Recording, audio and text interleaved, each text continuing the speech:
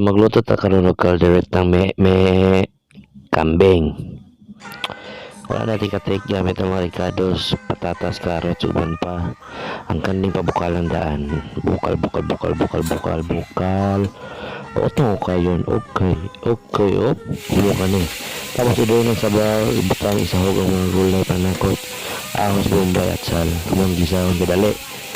Bam! Manamotang ang carrots o patatas. Paghawan ang ketchup o Hans pork and beans. Tapos gisa-gisa takloban pabukalon. Bukal. Ana, montage ta kadali. Hop.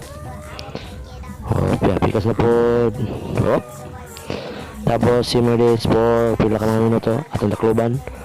Hop. Ayaw kalimot ibutang ang mga green para colorful kayo, orange, yellow, green. Butang ang mga pagyo beans. Yeah. Atong ko kayon. Hapit na nun, humok ng carrots. Humok na kayo. Ang silingan, sige nagtanong-tanong sa mua.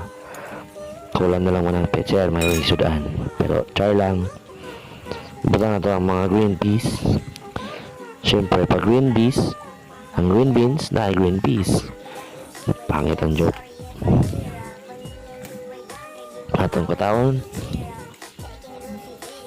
Atong pabukalon. After 10 minutes, yan na yung now. Humok na kaya nga ito may kambing.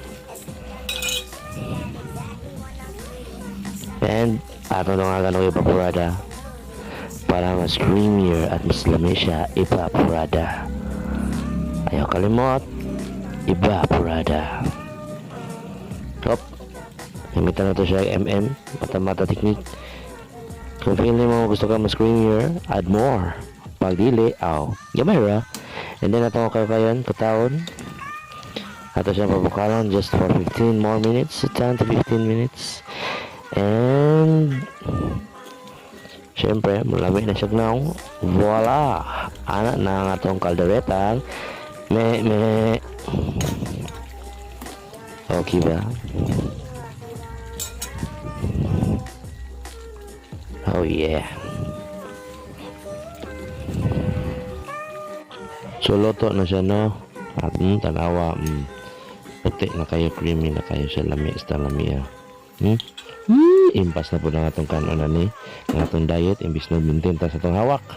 Oh my goodness. Ay kalami. Shout out ko sa akong mga followers and subscribers. Ug sa mga wala pa ka-subscribe, unsa pa may kailangan ninyo? Natug mo? Ani ana? Kalami, subscribe.